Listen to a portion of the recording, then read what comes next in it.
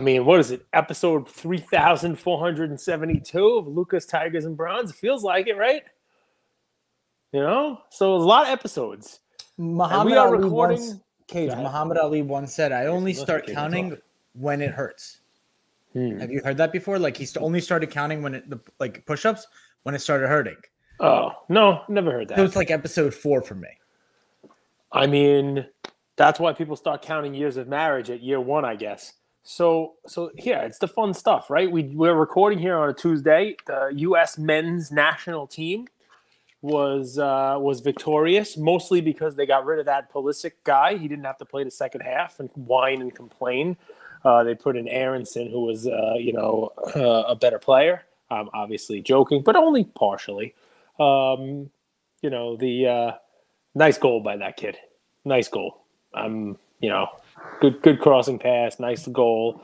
Little sacrifice of the body there. Hopefully he's around to play against I think it's the Netherlands that they get in the knockout round of 16. The Dutch team that has never won a World Cup. Consistently, a very, very good team in international play, but has never won a World Cup. Finished in they've got to the Final Four. But they're credited with creating like total football, like Johan Cruyff. They created this complete football where players were up and down the field. But you're right, they've never won. Tiny little country, but they've never won. You're absolutely right. You know your soccer. I watched the Senegal game. They were exciting. That was an exciting game today. They had to win just like the U.S. team did, and they did. It was a lot of fun soccer. I'm excited to watch a game tomorrow. Although I don't know if I'm gonna have to record it and then watch it when I get home from the city tomorrow. Argentina, Poland. I mean that should be a fun game too. To qualify. So here we are. It's been about 2 weeks. You're someone who doesn't watch soccer often. Never. I can't name more than a handful of teams. But this time around, you are, for whatever reason. I watch the World Cup. Are you enjoying it? Are you loving like the country versus country? What do you love most about it? Yeah, I mean anytime there's a sporting event that is a spectacle that's only available every couple of years, like I'll even watch like the Winter Olympics. That's kind of terrible. I mean, like I watch that. I mean, especially with Chaz Michaels showing up and bringing the heat. But the Olympics, it's the spectacle of it. It's it's how a country can spend $300 billion to pull in $17 billion of revenue, and watch how they're able to do that. But at least this World Cup isn't as bad as the Qatari national team.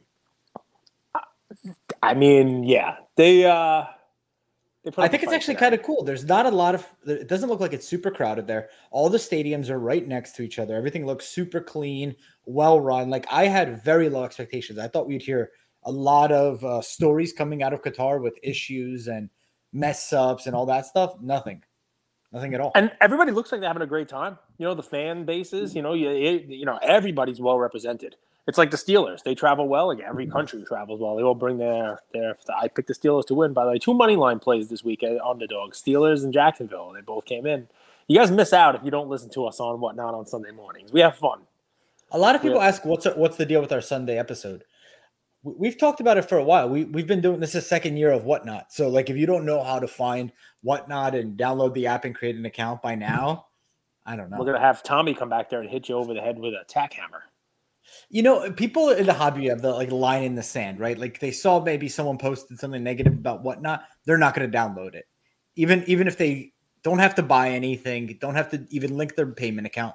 They could just download the app and watch you. That's all it is. 100%. Just app. There's nothing for sale.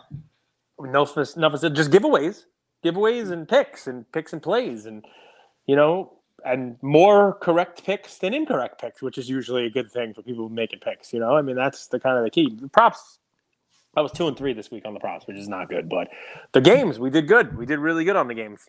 And yeah, guys, that is our Sunday episode. While we're on Whatnot has the where it's a Whatnot exclusive, man. I mean, that's not part of the contract, but we're doing it anyway. Whatnot, our episode. If you want to listen to an episode of us on Sunday, it's Whatnot Sunday morning. Come hear what I think is going to happen in the NFL that day, and if you're a bettor, maybe make a little scarole on it. So I'm proud of this USA team, man. Yeah. Because, in life you hear potential. Like as a kid, a lot of people will say to kids, like, you have a lot of potential. You hear that all growing up. You have a lot of potential. That's an interesting word. But I'll say that what I look for is people who play at or above what their capacity is. And that's what this USA team did, because there's obviously teams that are more talented. You look at the Brazil team, they have 25 guys that are incredible, but this is a young team, and they showed up and they played their role and they played hard. And they're doing this interesting thing in the World Cup this year, Cage, where they're adding like 10 minutes of stoppage time. People don't realize like 90 minutes is a really long game, and you add 5 minutes of the first half and, another 10 minutes of physical soccer at the end. That's a lot that adds up. So I'm really proud of this team. This is they're not the most talented U.S. team, but they're punching above their weight class. That's the term in boxing. So you probably forgot this, but when the pools were announced, you said the U.S. got an easy draw. Right? You said this was an easy draw. So if it was an easy draw and they needed to beat Iran, I'm going to get in trouble. They were able to do it by the slimmest of margins and only tie Wales. I know it's getting through, and that's the key, and you've talked about that. But if this was a pool that they got lucky to be in and they just barely, by one goal, got through, is that really overachieving if the expectation was that this was a pool that they should have probably advanced from? Yeah, I think so, because soccer has slim margins in general, Cage. Like basketball, you chuck up 100 shots, regression to the mean eventually happens. You play 82 games. There's 3 games where the first game, I would flip it and say if they beat Wales, they wouldn't even be in this predicament, right? Correct. And they would actually be a top. But they didn't. Top. No, but that was also a slim margin. That was one play with a guy back to goal. Wasn't even a scoring opportunity. So soccer in general is a very slim margins. And then you add in the fact that it's World Cup where there's 3 games. It's inherently made to be like that. So I have to give my standard, as you're listening to this content team, clip it here and clip going forward. Sell your Pulisic cards. Sell. Yes, I said it. Sell. There wasn't but that's wrong, because if you've been watching weekly like I do, not the stuff in the $50,000 and $30,000 stuff where you in the 100 to 1,000 range, people have been selling Pulisic in the lead up. There's a lot of amazing Pulisic cards. Yeah, you're saying dump them even more? No, I'm saying this is the time, because everybody's going to sell now, especially with, I believe, him probably not going to win in the next game. Maybe even having a little bit of an injury. He's already been sold. People were selling in the lead up to the World Cup. Correct. And now more will sell. Double sell. Yeah. Anybody who has them will sell now. Yes. So maybe buy is the opportunity. No. If it's a flood of supply is hitting the market, isn't it buy? I mean, I turn my nose up. What do you think of the kabooms that are in the weekly auction with PWCC? He's good. You said but that's the gold kaboom jersey number. There's a regular kabooms, and then there's the jersey number gold, that's number 10 of 10 PSA 9. That's currently a $1,300 bid with obviously 5 days left to go. So yeah, I turn my nose up at those things, but I do know everything. You do know everything. It's annoying. It's really annoying. I'll tell you. No, but I mean, listen, that's relisted. That one was meant to sell, by the way. He's flying high. You know what I mean? This is like plus 700. First goal scorer today was the odds on Pulisic scoring the first goal of the game, and he did it. I mean, pretty crazy. This is like storybook. There are people who are writing this stuff. Like, everyone's gonna bet on America, and he's gonna have his coming out party, and it's gonna be Captain America score a goal, and boom, that's it. It's headlines. It's gonna be very difficult to have an encore from that. Is what I'm saying. There you go. Nice card. It's a 10. It's a gold refractor.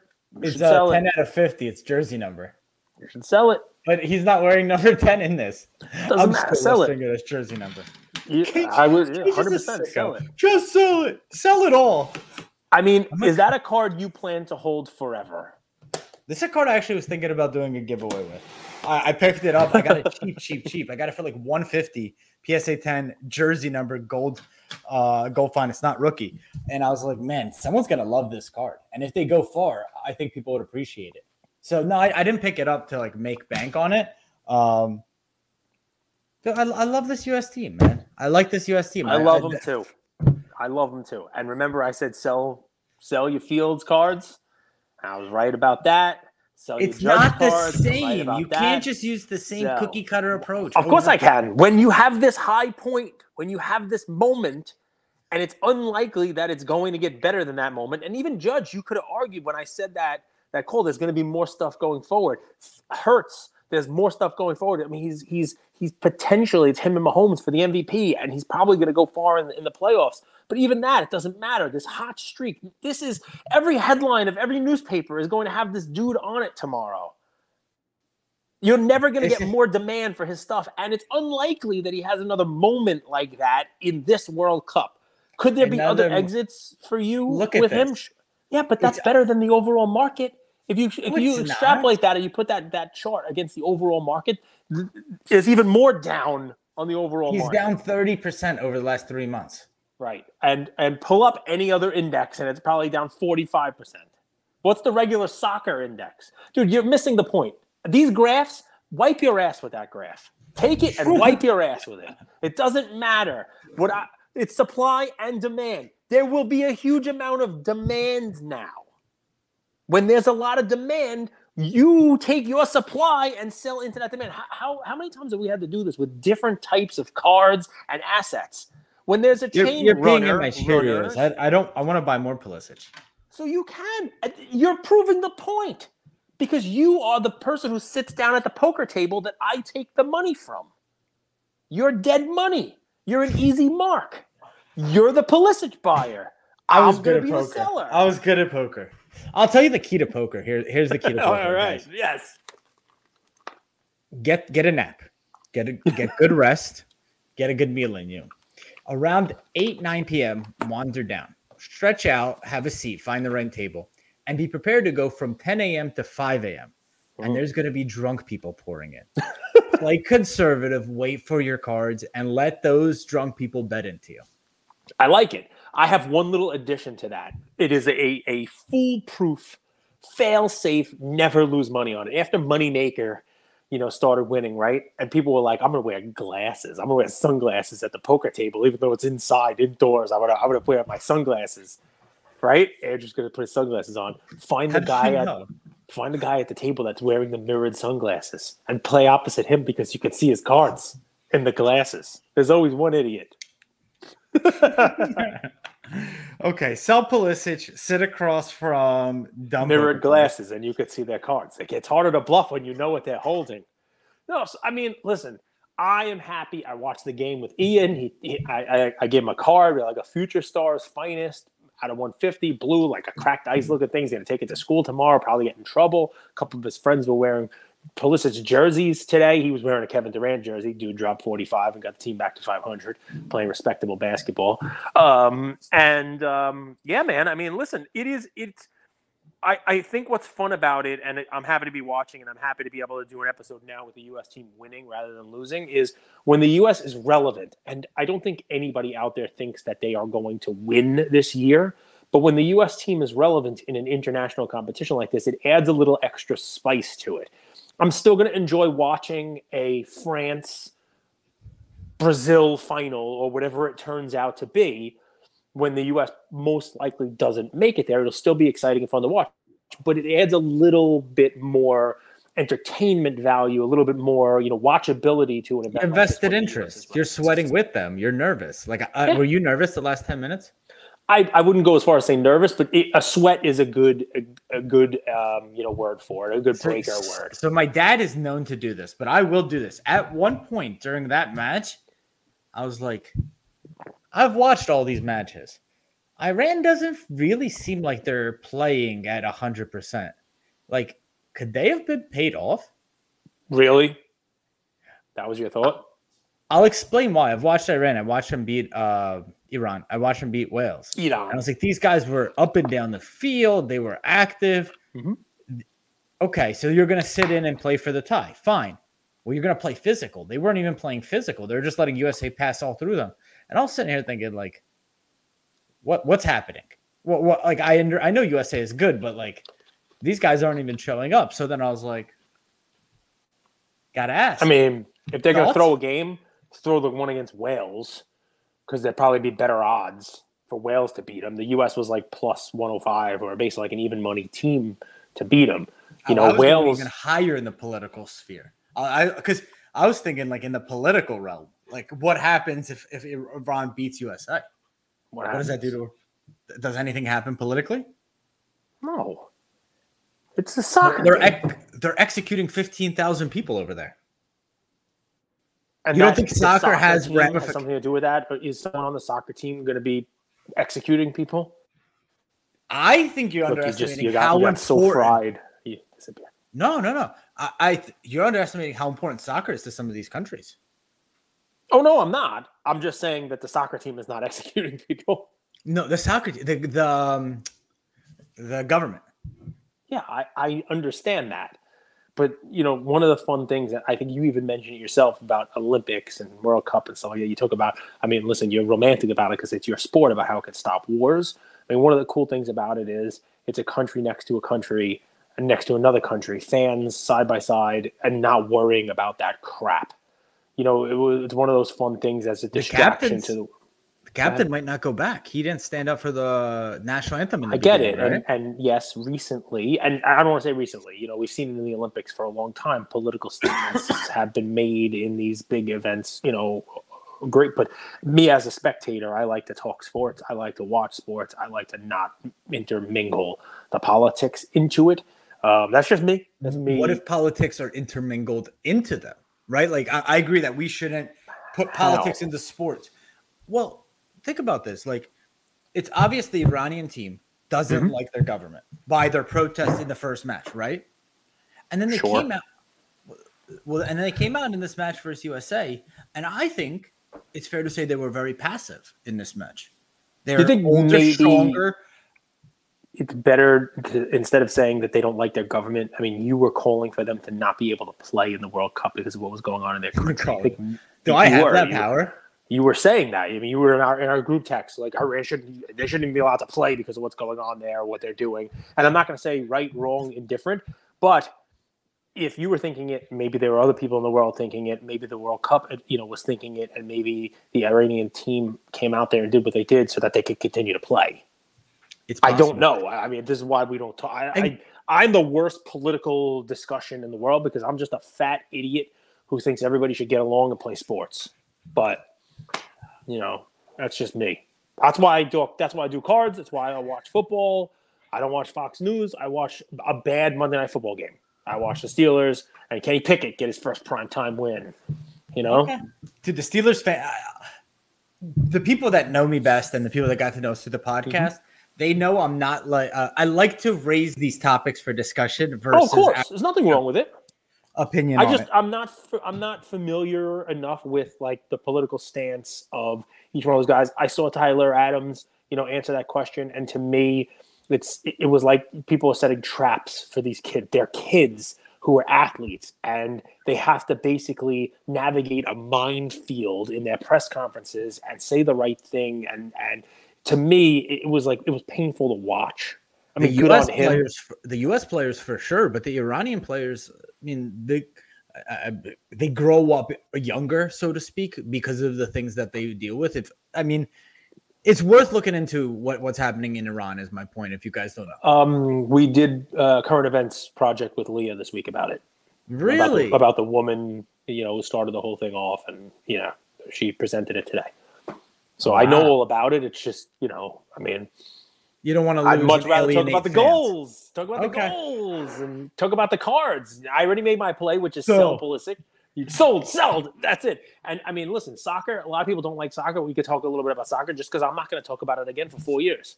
So, guys, for sure, I appreciate it. I got a fun comment. Brady, who I gave his comment yesterday about, you know, going out and you know, the non-payer stuff. Remember, about the cycle, the non-paying cycle? A lot of people commented about that and said, wow, that's amazing because it is a really huge issue and it's happening everywhere and it's really messing stuff up. A couple guys messaged me saying that they've sold Jalen Hurts in the last couple of weeks and it just repeat non-pay on multiple platforms. And that, you know, the that, people are bidding them up, Shill bidding them, looking like they're winning them and not actually The whole them. this whole system unravels if that happens. Yeah.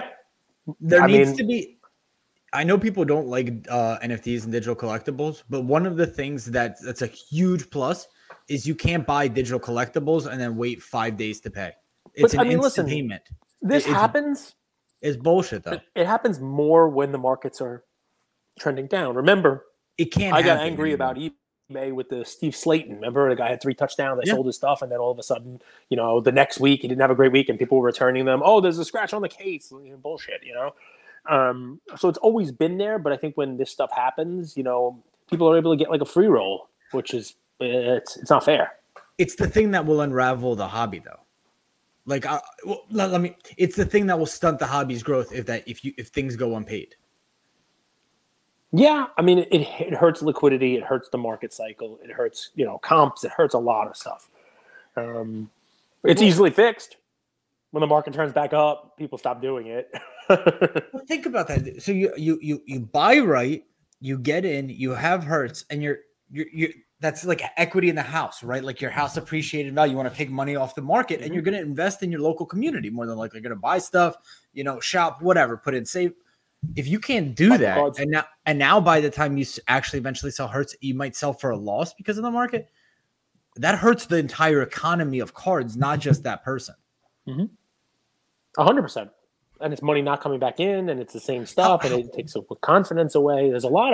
I mean, even just not the dollars and cents of it. It's, the bedrock that we're built on is buy and sell, and you should be able to sell, and you should be able to have confidence that somebody's going to pay when you make a deal with them. And currently the way the markets are set up, there's not as much confidence in a deal actually being consummated the way it was a year ago or 2 years ago. So eBay putting together this authenticity program. They've structured partnerships and stuff. And our hobby, we have strong opinions about different businesses. But I feel like one of the businesses that's been around for basically all of this run from 2000 to now is eBay. And they have not been able to solve the non-payment issue and the shill bidding issue. Why don't we ever hold them accountable? I mean, one thing that they did kind of curb is the returns. Used to basically be like 30-day return no matter what, which gave you like a free run in football season to watch how somebody did for a month and then return it. I think the return process is changed. They definitely have dropped the ball with the shill bidding. I mean, there's so much of it, I mean, and I don't know how to fix it. Honestly, I don't. I don't know what the answer is. The non-paying bidders, if they make it that easy to just open another account, then how are they going to get rid of it? People have 500 accounts. Is there no way that you can charge someone as soon as an auction ends? Like, is that really that ridiculous of a thing that you have to pay immediately? I think so. It's funny, man. Everything in life is a balancing act. I go to stores now and I'm pissed off that I have to basically work for the store. You have to swipe. And follow with me, okay? Just follow along with me here because this will make sense. But I go to Five Below and, I'll go get some stuff for my kids and there's no one checking you out anymore. You have to go and check yourself out. You have to buy a bag and you have to put the stuff in and it's like I work for Five Below now, right? The last time I was in that store, some of the things don't even have barcodes. That shit's just ripped and like laying. We didn't buy half the stuff. So, but to take it home, some bean counter somewhere has made the determination that the leakage that will be caused from me and you checking ourselves out, the stuff that doesn't get scanned, the stuff that falls into a bag without being scanned, you name it, right? From me and the other customers online, that 10% of leakage, it will cost the company less than all of the expenses of having the employees who are checking you out, especially the benefits, social security payments, all this other, health insurance that they were giving you, blah, blah, blah, the whole deal, right? I would imagine that eBay has focus groups and, these companies do this as well. Because what you're proposing, an instantaneous payment, it's sort of like what Alt was doing. And I imagine that what eBay probably does in their bean counting is we would rather have the shill bidding and the problems with non-payers and have higher prices, higher sale prices because people can operate on leverage. More people are there. More, probably a better result for sellers overall, and they deal with that non-paying issue instead of forcing people to pay immediately, having that cash on hand, because it probably, yes, you'll have less non-payers, but you probably also, generally speaking, going to get less money for it. I think that there's a bean counter somewhere, focus group, you name it, that has probably sliced and diced that one up better than I just did with my stupid Five Below story, but you get it. Sort of interest-free loans in a lot of ways sometimes with this whole stuff. It's amazing because this stuff becomes bigger issues when the market is down. You know what I mean? Like, we talked about this stuff when things were going up, but these are the things that happen in the dark and no one's shining a light on them when everybody's doing great. And you're just like, whatever, it happens. It doesn't happen that much. Now, there's a huge spotlight on this stuff. Negativity has become, vogue. It's the content that everybody wants to put out there. I guess it's a misery loves company kind of thing. But yeah, it's something that should be fixed. But to tell eBay, when probably people are spending less money on cards and collectibles than they were last year, that they need to do something to limit the accounts that are being created is probably also not helpful to them. You know what I mean? It's a tough industry. It's a chicken or the egg industry in a lot of cases, it's just really frustrating because a lot of it's like you solve one problem, create another one type of thing. Yep. Which is why we're moving this channel to Crypto Casuals, and we're now an NFT channel. I have decided that as we're trying to figure this out, I'm like, no, let's just go to OpenSea. Listen, kidding, it's guys. It's funny. Opening packs is an interesting thing. Especially at the right price point. It's fun. You'll lose money, but opening packs is so. I mentioned that. You mean free packs? Getting free packs. So I'm talking about the free packs. The most fun. Yes. But we've opened a bunch. Putting a pack in your account. Ian's like, I got another kaboom. He's got the two Eagles. He got Devontae Smith, kaboom, and he got a Jalen Hurts, kaboom. I'm pretty sure both of them are rookies. No, I don't think the Hurts is a rookie, but let's go. It's Devonta Smith. It's Devonta Smith, by the way. It's spelled Devonta, but it's Devontae. Devonta Smith. Are you going to the Philly show? Because what I'm trying to do is I want, and this is a shot in the dark. I haven't spoken to anybody. I want to do a live viewing of the USA Holland game at the Philly show, Cage, 10 a.m. How perfect would that be? Impossible? I mean, you might have to bring a television with you. No, I want a projector. I want like a whole freaking room with a huge projector. So that everyone, not everyone at the show, but like people could walk in and they could see. And I want to watch the game with Ana de Armas sitting next to me. Is that going to happen? I mean, we all want. You think it's unrealistic? You don't think they're going to put a screen? You don't think it's going to happen? I think it's realistic that I should be able to watch the game with whoever I want. She's actually texting me right now. She listens as we record. Well, if you're coming, she's like, I'll watch soccer with you. Just get rid of that Goldberg weirdo. He's Schwarmy. No, zero problem. I'll take one for the team. If she has a friend, I'm happy to take her to a nice dinner and keep her company. Cage. Luca Nation, if you guys are at the Philly show, I am. Luca Nation, if you're coming to the Philly show, I'm going to be there Saturday and Sunday. Stop by. I'm bringing cards. We could do some deals. I think I'll come. We'll have to see what's going on. I think I might show up. I don't know if I'll be there for 10 o'clock to watch the soccer game. You have to, dude. You have to, bro. You can't not watch the game. I mean, maybe I'll watch it in my car or something. When you watch a game with a crowd, it's an experience, man. And everyone's rooting for one team. Well, I am Dutch.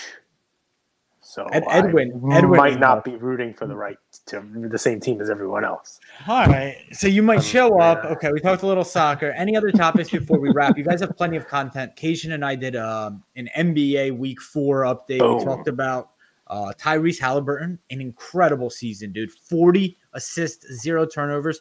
The Pacers are in 4th place in the East. 4th place. What an interesting trade where both teams got better the next year, which very rarely happens. We talked about the Karl Anthony Towns injury and a little bit about Gobert and advanced metrics. So that's live. You could go listen to that. Tomorrow, basically. Did you guys talk about how Joker should win the MVP again? Chris is insane. Chris Hodges, his stats and data are always Jokic focused. I love you, Chris. Anyway, Jesus Christ. Black Jaded Wolf Uncaged, episode 4. Yep, episode 4. Episode 4, that's going to be live. So if you want to take a listen, that's a wealth of information. So 2 really good pieces of content available. Any final words before we wrap? Yeah, enjoy collecting, guys. There's a whole bunch of cool things coming Not ballistics out now. cards. Sell those. Well, you can collect. enjoy that by selling that and putting it into something else. You know what I mean? Like if you owned his cards and you were buying them to sell them, if you were buying them to sell them, let's clarify the point. This was what you were hoping for. You were hoping for him to advance to the knockout round and be the difference maker and be Captain America. So you got what you were asking for. Don't push your luck because whammies are going to show up. Big money, no whammies, right? The whammies coming for you next week. The whammies coming for you on the weekend. So here's my fun. There are a lot of collaborations happening now, right? There's all kinds of fun stuff going on in the hobby. Stay tuned for it. You see Topps collaborating with SGC for $9 grading on Bowman. My LCS texted me and said, "Hey, you got Bowman Chrome Light. It's an inexpensive way to open some baseball cards, prospect on the guys. Have it in the store if you and Ian want to open it up, and you can send it to SGC for a $9 grading. This is my LCS. Like they're paying attention to this, and that's the kind of stuff you talked about. Like what can the hobby participants, the companies in the hobby, do to kind of help each other out? And here's an LCS that's got an extra little sales tactic saying, hey, come buy this because you can go grade it for $9. You can grade it with these guys. PWCC has the grading options. They have the raw, with Mike Baker. They have the ability to grade with all the grading companies as well. We'll probably be able to get you some details on that because I know all of those are all ever changing and providing a ton of options for you. We saw Topps doing the buyback. And every day I seen there's like another card store comes out and says, yeah, I'm participating, which is great. That runs till March. One of the things I thought about today, which would be cool, is I wonder if Topps would partner with the shows. Like we're going to the Philly show, right? Like the people who run the Philly show, Joe Drellich, like Topps should reach out to them and say, you know what, you can be a like a redemption spot. And provide show credit through Topps. And then people can walk in, buy boxes there at the show. And, if they open it, walk over to the main gate or whatever it is and get credit, for the autograph room or for one of the tables or something like that. Why not do that? Why just stop at the 345 LCSs? Get everybody involved. Get everybody one hobby. Hashtag one hobby. No? Silly? Stupid? Do you feel in some ways we're developing this network as a way to be kind of a voice in that spoke for the hobby? You're the voice. I'm the face. Perfect. No, but I was thinking about that today. I mean, it's great, but why stop when you can just take another little step forward and just get even more people involved? I mean, there's no shortage of shows, and, the shows are always looking for something to differentiate. Now you can maybe have, hey, we're a Topps buyback show. Basically what Cage is saying, and stay with me because this is the image that's in my head. If you picture a briefcase opening up and in the movie Dumb and Dumber, there's a lot of IOUs. Which is just as good as money. That is basically where we get all of our business acumen. Harry and Lloyd. I mean, what was her name? It was Mary, for sure. Maybe the name's on the briefcase. Mary Swinson, Samsonite. I was way off.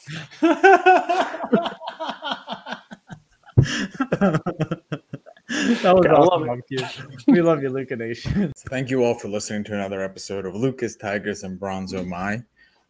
I wanted to tell you about a new service that we have starting as of today, and I'm really, really excited to bring it to you guys.